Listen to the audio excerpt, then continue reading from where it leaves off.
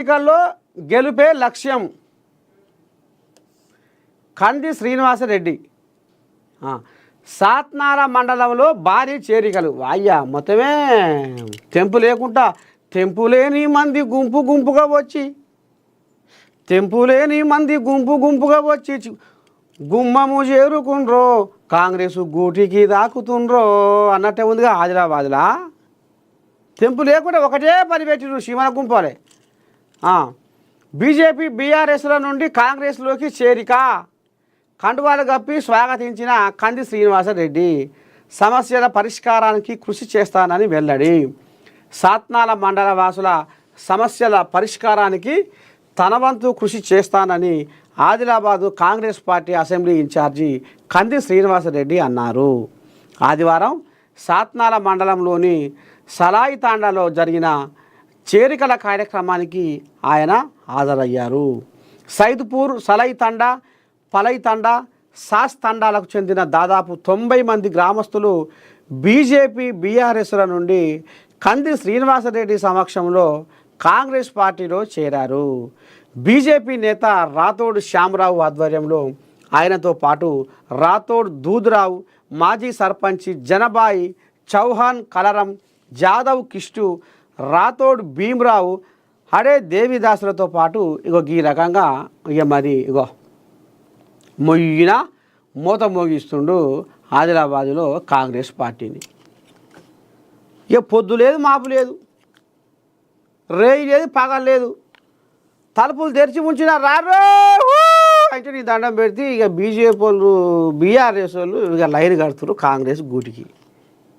మరి వాళ్ళకు ఏం మంత్రం వేస్తుండో ఏం కథో ఎట సంగతో కానీ మొత్తానికైతే మరి ఆయన చేస్తున్న సేవలు చూసి వస్తుర్రా.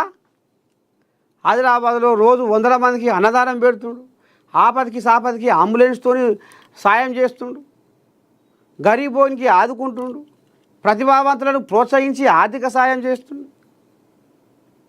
ప్రజా దర్బారు పెట్టి ఒక కలెక్టరు కాడ లేని జాతర, ఒక మంత్రి కాడ లేని జాతర, ఒక ఎమ్మెల్యే కాడ లేని జాతర, ఒక గుడి కాడ లేని జాతర లాగా ఈ రకంగా ఆయనే మరి మధ్యలో మొత్తం మోగిస్తుండు. అందుకనే వస్తుర్రా జనాలు. ఎదుగా ఈ పండుగ అవుతారా, పండుగ యువతల కానిచెల్లి నీ దండం పెట్టి మరి పుట్టలకెళ్ళి ఉషిళ్ళ గుంపోలే ఉరుకులో పెడుతున్నారు కాంగ్రెస్ గూటికి. ఎక్కడ? ఆదిలాబాదులో. మరి ఇంట్లో జోగురామన్న ఎంత పని చేసి సీనయ్యో సీనయ్యా నా కారు మొత్తం ఖాళీ చేస్తున్నావు సీనయ్యో సీనయ్యా అని అక్కడ జోగురామన్న ఏడుస్తున్నట్టుండు.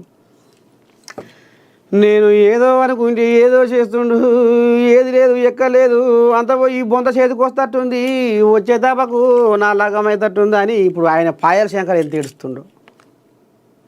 ఎందుకంటే ఇటు కారు ఖాళీ అవుతుందట, అటు పువ్వు కమలం పువ్వు. రామ రామ. నేపాల్లో భారీ వర్షాలకు 11 మంది బలి, అండగా ఉంటామని ప్రధాని మోదీ హామీ. సరే, ఉప ఎన్నికలో గెలిచి తీరాలి.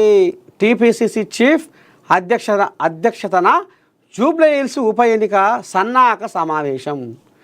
మీనాక్షి నటరాజన్, ఏఐసిసి కార్యదర్శి విశ్వనాథన్, మంత్రి తుమ్మల తదితరులు హాజరు.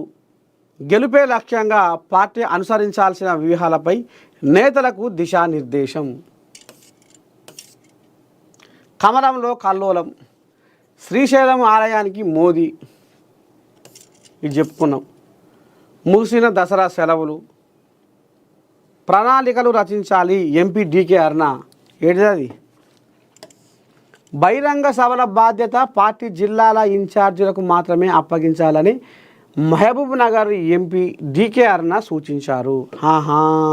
ఇప్పుడు ఏమో ఓకే. జడ్పీటీసీ, ఎంపీటీసీ అభ్యర్థుల ఎంపిక కోసం 3 సభ్యులతో కమిటీ వేయాలని ఈ సమావేశంలో నిర్ణయం తీసుకున్నారు.